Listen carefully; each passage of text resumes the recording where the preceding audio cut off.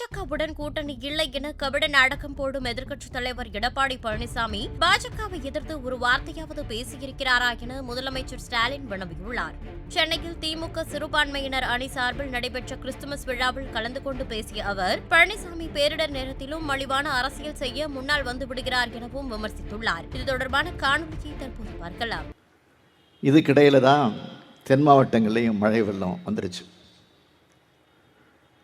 அந்த மக்களுக்கும் நேற்றைய தினம் இழப்பீடு அறிவிச்சிருக்கிறேன். அவங்களுக்கும் விரைவில் கொடுக்க போகிறோம். அந்த மக்களை போய் நான் பார்த்தப்போ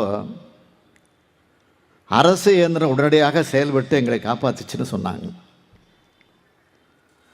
அது மகிழ்ச்சியாக பல்வேறு சோதனைகளுக்கு இடையில் தவிச்சுக்கிட்டு இருக்கிற அல்லல்களுக்கு இன்னல்களுக்கு ஏற்பட்டிருக்கக்கூடிய இந்த மக்கள் எங்களை இன்முகத்தோடு வரவேற்றாங்களே, அந்த காட்சியை பார்த்தப்போ நான் புல்லரிச்சு போனேன். ஆனால் இன்றைக்கி அர்த்தமில்லாமல் குறைகள் சொல்கிறாங்க. நூற்றாண்டு காணாத மழை பெய்கிறப்போ இது மாதிரியான பேரிடர் ஏற்படுகிற நேரத்தில்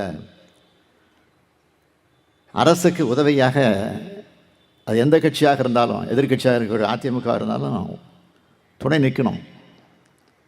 அரசு கூட இருந்து மக்கள் பணி ஆற்றி இருக்கணும். அப்படி யாராவது வந்தாங்கன்னா கேட்டிங்கன்னா இல்லை. கொரோனா காலகட்டத்திலேயே ஆட்சியில் இருந்தப்பவே இல்லை. அப்போவே எதிர்கட்சியாக இருந்த திமுக தான் முன்னின்று ஒன்றிணைவோம் வா என்ற திட்டத்தை அறிவித்து செயலாக்கணும். அதை நீங்கள்லாம் மறந்திருக்க மாட்டீங்க. இந்த மாதிரி நேரத்திலையும் மலிவான அரசியல் செய்ய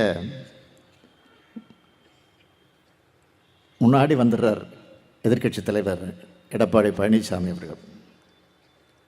சில நாட்களுக்கு முன்னாடி நடந்த ஒரு விழாவில் பேசின பழனிசாமி அவர்கள் சிறுபான்மை மக்களுடைய பாதுகாவலனாக அதிமுக தான் அப்படின்னு பேசியிருக்கிறார். சிறுபான்மை மக்கள் மேலே அவருக்கு திடீர்னு பாசம் பொங்குது.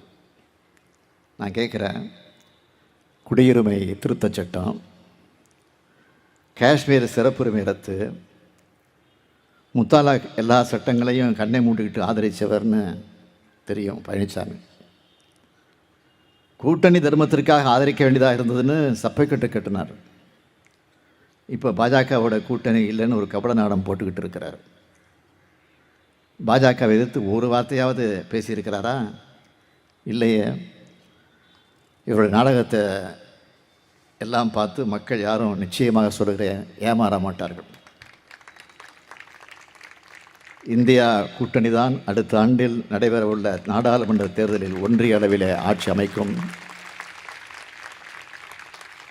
இந்தியா கூட்டணி ஆட்சி அமைய நாம் ஒன்றிணைந்து உழைக்கணும். நீங்கள் ஆதரவு தரணும். மீண்டும் அனைவருக்கும் என்னுடைய கிறிஸ்துமஸ் வாழ்த்துக்களை தெரிவித்து என் உரையை நிறைவு செய்கிறேன். நன்றி. செய்திகளை உள்ளது உள்ளபடி தெரிந்து கொள்ள ரெஃப்ளெக்ட் நியூஸை சப்ஸ்கிரைப் பண்ணுங்க.